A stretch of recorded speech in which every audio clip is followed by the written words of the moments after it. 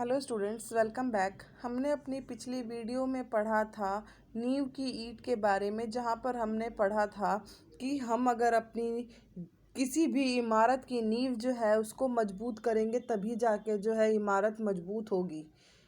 उसके बाद क्या था, वह ईंट जिसने अपने लिए अंधकूप इसलिए कबूल किया कि ऊपर से उसके साथियों को स्वच्छ हवा मिलती रहे, सुहावनी रोशनी जो है मिलती रहे।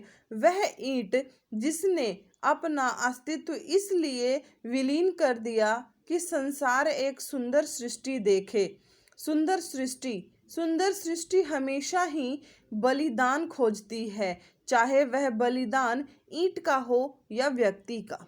सुंदर इमारत बने इसलिए कुछ पक्की पक्की लाल ईंटों को चुपचाप नींव में जाना है। सुंदर समाज बने इसलिए कुछ तपे तपाए लोगों को मौन मूक शहादत का लाल सेहरा पहनाना है।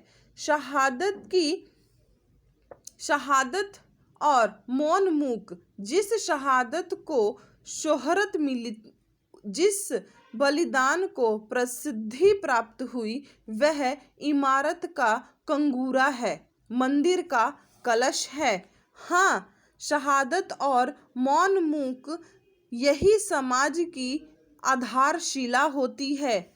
ईसा की शहादत ने ईसाई धर्म को अमर बना दिया, आप कह लीजिए, किंतु मेरी समझ में ईसाई धर्म को अमर बनाया उन लोगों ने जिन्होंने ईसाई धर्म के प्रचार में अपने आप को अनाम उत्सर्ग बना दिया। उन में से कितने जिंदा जलाए गए, कितने सूली पर चढ़ाए गए, कितने वन वन की खाक छानते छानते जंगली जानवरों के शिकार हो गए, कितने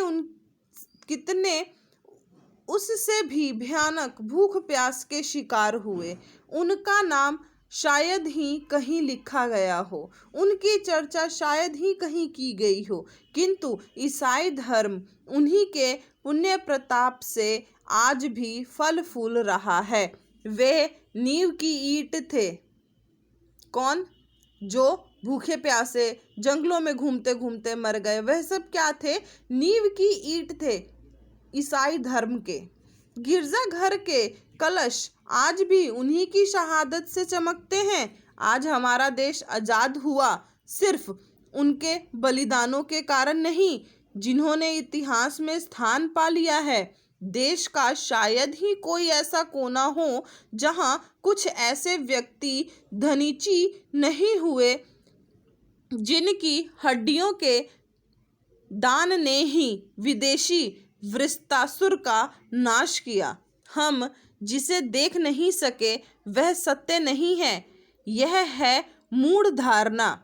सत्य तो ढूंढने से ही मिलता है। ऐसी नींव की ईंट की ओर ध्यान देना हमारा काम है, हमारा धर्म है।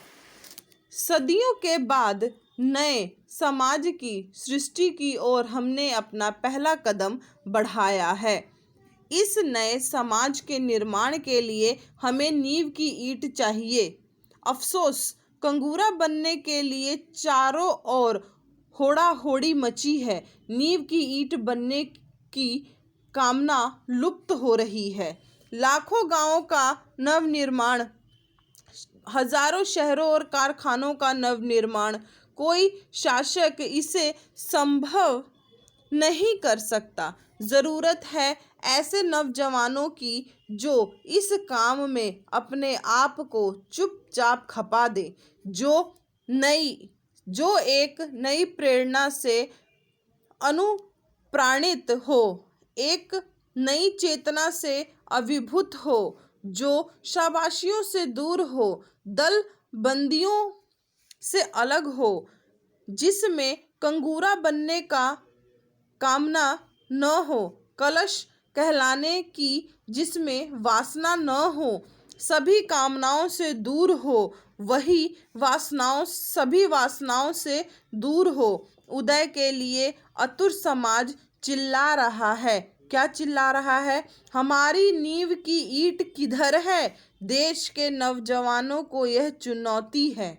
ये है राम वृक्ष बेनीपुरी, जिन्होंने यह कहानी लिखी थी नींव की ईंट। इसका ये मतलब है कि अगर हमें अपने देश के लिए कुछ भी करना है तो हमें जो है उन लोगों की ज़रूरत है जो नींव की ईंट बने, ना कि शाबाशी पाने के लिए लोग खड़े हो जाएं, अपनी ही क्या बोलते हैं इच्छाओं को पूरा करने के लिए जो लोग खड़े हो जाएं, उस उन लोगों के द्वारा जो है कोई भी काम जो है वह किया नहीं जा सकता जब तक उस काम को करने के लिए किसी एक ऐसे व्यक्ति की ज़रूरत है जो नींव की ईंट बने।